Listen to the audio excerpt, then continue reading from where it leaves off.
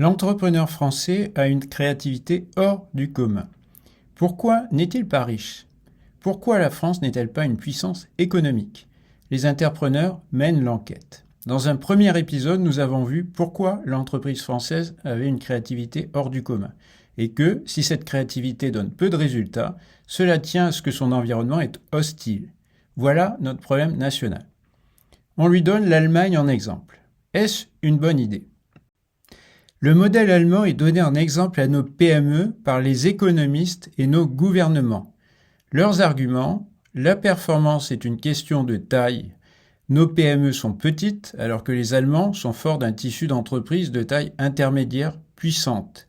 Cela ferait leur succès. Qu'en est-il? Ceux qui ont travaillé en Allemagne ou avec des entreprises allemandes ont une analyse très différente de celle des économistes. Premièrement, la puissance du modèle allemand ne vient pas de la taille de l'ETI, mais de ce qu'elle est un leader d'un écosystème. C'est tout un écosystème qui répond à un appel d'offres. L'ensemble du groupe apprend et s'améliore d'une affaire sur l'autre. Deuxièmement, les entreprises allemandes, même petites, tendent à développer des produits qui leur permettent de diversifier leurs risques. Troisièmement, l'entreprise allemande est dirigée par 4 personnes. Quatrièmement, finalement, une force culturelle de l'Allemagne est la méthode. Si maintenant on considère l'entreprise française, que voit-on? Premièrement, la grande entreprise répond seule à un appel d'offres, puis elle procède à un second appel d'offres auprès de ses sous-traitants, avec, pour critère de décision, le prix. Il n'y a pas d'apprentissage collectif. Deuxièmement, nos PME sont des preneurs d'ordre. Troisièmement, le dirigeant français est seul dans son bureau. Il croule sous la charge.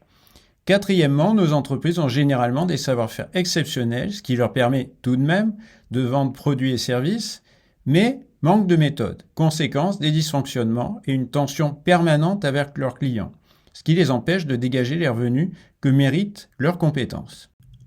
Alors, en conclusion, ce qui manque à nos PME n'est pas la taille, contrairement à ce que disent économistes et gouvernements, mais la capacité à chasser en meute, libérer leurs dirigeants de tâches qu'ils ne devraient pas faire, utiliser des méthodes qui leur permettent de tirer les bénéfices qu'ils méritent.